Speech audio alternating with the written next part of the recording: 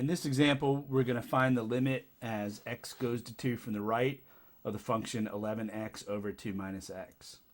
Okay, so we have the limit as x goes to some number 2. If we go ahead and plug in the 2, right, we'll get 11 times 2 over 2 minus 2, and just do some simplifying. We get 22 over 0 there. So again, that's a mathematically meaningless expression, but in the limit it does give us some information. It gives us the information that we have the non-zero over 0 form. So this limit's going to come out to be infinity minus infinity, or does not exist. So what we really need to do is to figure out which one of those possibilities it's going to be. So here the top part is not any mystery. The top part of the function, as x gets closer and closer to 2, right, the top part is getting closer to 22, which 22 is a positive number. So the real question is, okay, the bottom part of the function is getting to 0. What we really need to know to be able to answer this question is whether it's getting closer and closer to 0 through positive numbers, through negative numbers, or is it kind of waffling back and forth between positive and negative numbers. And so in order to figure that part of it out, what we really need to do is to analyze what is going on with the bottom part of the function. So what we're going to do in this case where we have non-zeros over 0 is to try and analyze what is going on with the bottom part of the function. So here we have, what we want to do is to solve the inequality 2 minus x is greater than 0. So really it's not that we really care about where 2 minus x is greater than 0 exactly, but in the process of solving that inequality, it's going to give us everything that we need to know about this limit here. Okay, so this one is a pretty easy inequality, but I'm going to go through a little bit more involved techniques that will work for just about anything that's in the bottom part. So what you want to do is just replace the inequality sign with the equal sign. So, and then really solve 2 minus x equals 0. So I'm going to solve that out. Here I would just need to add x to both sides. And so I get x equals 2 there. Okay, and so what you want to do is take all the solutions that you have. In this case, we only have one. But if you have multiple solutions, you're going to need to take those and put them on a number line. So just draw out a little number line there, and it's really important that you get all of the solutions. And so here we only have one, but in more complicated problems, you need to make sure that you have all of them there. And when you put those solutions on a number line, it's going to break the number line up into a number of pieces here.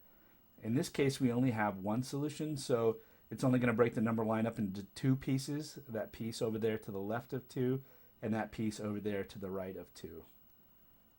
Okay, and so what you want to do is pick some test numbers on each one of those pieces. So in this case, on the piece to the right of 2, I'm going to pick a 3 to test out, and on the piece to the left of 2, I'm going to pick 0. Okay, so those are clearly on the right of 2 in the case of the 3, and the 0 is clearly on the left of 2 there.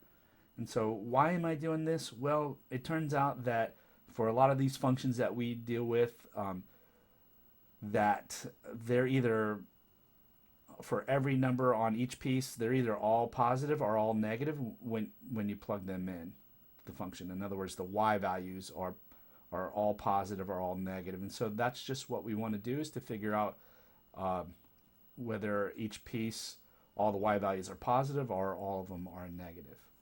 So it's all or nothing on each piece here. Okay, so there's my test points, and I'm going to go back to the bottom part, which I'm analyzing here, and I'm going to take that number 3 and I'm going to plug it into the inequality and see what I get. Here I get the statement that -1 is greater than 0, which is obviously false, right?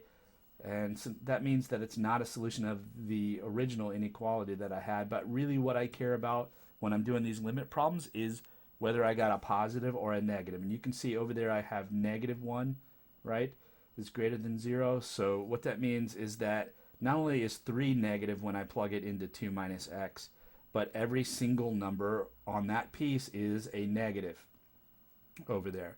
So I really don't care about the 3 itself. All I really care about is when I plug it into 2 minus x, do I get a positive or do I get a negative? And here I get a negative, so I just draw a minus sign over the 3. That 3 is not going to figure into the answer in any way here. I'm just using the 3 basically to get some information about the function itself and really about that piece over there to the right of 2. And so I would just repeat that for each piece that I have. And the next test point is 0. When I plug 0 into 2 minus x, I'm going to get 2, right? Which is a positive number. So that means not only is 0, when I plug 0 into 2 minus x, I get a positive number. That means if I take any number on that piece over there to the left of 2, I'm going to get a positive number when I plug it in. So I just replace the 0 with a positive sign. So that little diagram there is usually what I refer to as a sign diagram. So in these limit problems where you have non-zero over 0, what I tried to do is to make a sign diagram for the bottom part of the function. So how does this help us answer the original question? Well, the original question was the limit as x goes to 2 from the right of 11 over 2 minus x, right? And so when I plugged in, I got a positive 11, right? And then I got 0. Well, here I'm going to 0 from the right, right? And so if I look on that piece to the right of 0, when I take any x number that's to the right of 2 and I plug that into the function, right, I know now that I'm going to get a negative function. I mean a negative number out, right? So what that means is that as I go to 2 from the right and I plug those x values in, the top's going to be positive, right, getting closer and closer to 11. The bottom's going to be getting closer and closer to 0. That's going to drive the answer either to infinity or minus infinity, right? And because those y values would be negative and a positive on top and a negative on bottom, when I divide that out, right, a positive divided by a negative is going to be a negative. So the answer here has no choice but to be negative infinity on this one. And so the sign diagram will tell you everything that you need to know about the bottom part here. Notice on this problem, we were going to 2 from the right, and so we really didn't need that information about what's going on over there to the left. But here we have all the information that we need to know. If they had asked us for what's the limit as x goes to 2 from the left, right, it would have been a positive over a positive, and the answer would have been positive infinity.